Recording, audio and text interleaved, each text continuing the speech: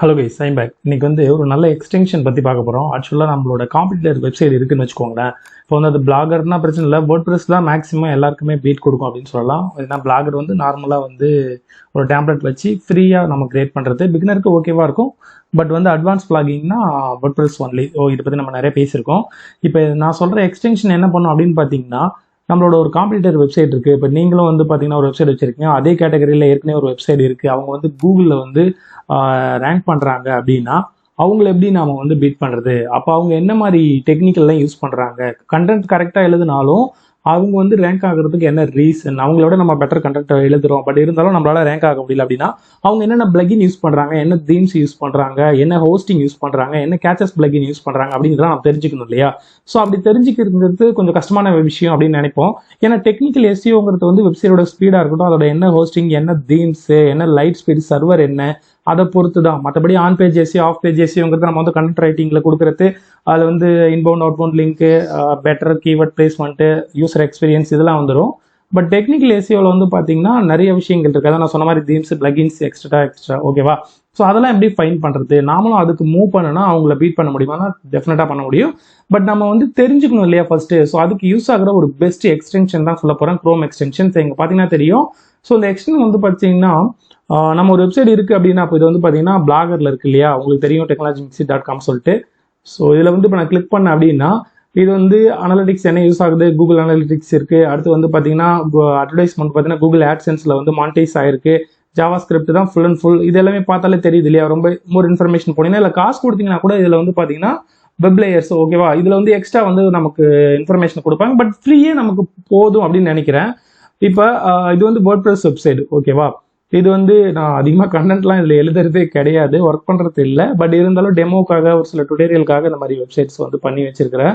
இப்போ இதில் வந்து பார்க்கணும் அப்படின்னா இது வந்து இப்போ வந்து நார்மலாக தெரிஞ்சு போச்சு. இப்போ பிளாகர்னா நீங்கள் வந்து எந்த டவுட்டுமே வேண்டாம், ஒரு லிங்கை கிளிக் பண்ணால் கூட உங்களுக்கு என்ன ஆகும் அப்படின்னு கேட்டிங்கன்னா அந்த இடத்துல டேட்டு அந்த மாதிரி விஷயங்கள் வரும். இதை வச்சு தெரிஞ்சுக்கலாம்.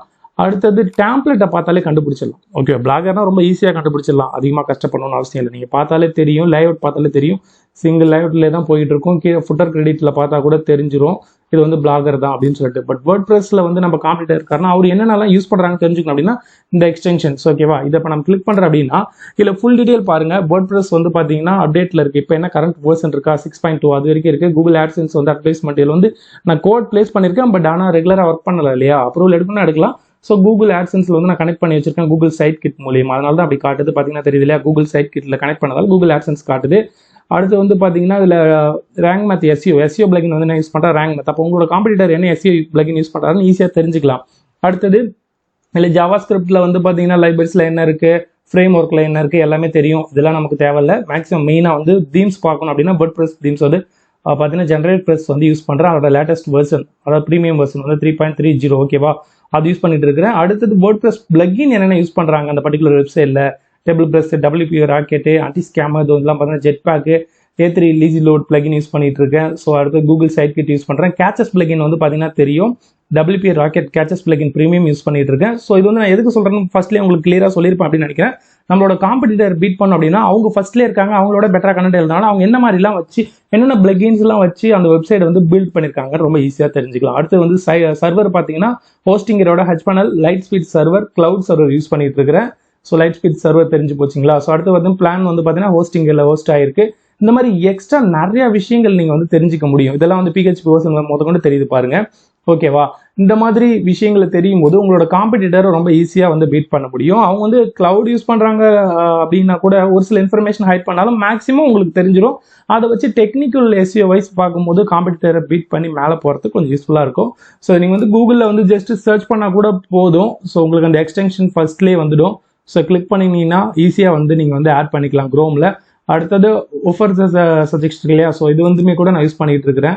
அப்பப்போ பார்த்தீங்கன்னா இது வந்து ஃபுல்லாக நமக்கு வந்து இன்ஃபர்மேஷன் கொடுக்காது, ஆனால் இருந்தாலும் அப்ராச்மெண்ட்டாக ஒரு சில விஷயங்கள் நம்ம எடுத்துக்க முடியும். இந்த எக்ஸ்டென்ஷனுமே யூஸ் பண்ணுங்க. ஒரு சில வெப்சைட்டோட பெஸ்ட் ரேங்கிங் என்ன அப்படின்னு தெரிஞ்சுக்கிறதுக்கு. இப்போ இதில் வந்து அதிகமாகவும் காட்டும், கம்மியாகவும் காட்டும். பட் ஒரு சில விஷயங்கள் நம்ம எடுத்துக்கலாம். பேக்லிங்ஸ்லாம் ஒரு அப்ராச்மெண்ட்டாக ஒரு கவுண்ட் வந்து வச்சுக்கலாம். ஓகே, இந்த வெப்சைட்டோட பெட்டர் ரேங்கிங் எப்படி இருக்குது அப்படின்னு சொல்லிட்டு. எனிவேஸ் இந்த வீடியோ கொஞ்சம் யூஸ்ஃபுல்லாக இருக்கும் அப்படின்னு நினைக்கிறேன். நிறைய பேர் கன்ஃபியூஸ் ஆகிட்டு இருப்பாங்க இல்லையா? ஸோ இந்த வெப்சைட்ல என்ன தீம்ஸ் யூஸ் ஆகுது, என்ன பண்ணிட்டு இருக்காங்க அப்படின்னு சொல்லிட்டு. இது பிளாகர், ஆனால் வேர்ட்பிரஸ்ல பார்க்கறதுக்கு தான் பெஸ்ட்டாக இருக்கும். எனிவேஸ் இந்த வீடியோ பற்றி உங்களோட ஒப்பீனியன் மறக்காம கமெண்ட் பண்ணுங்க. தேங்க்யூ ஃபார் வாட்சிங்.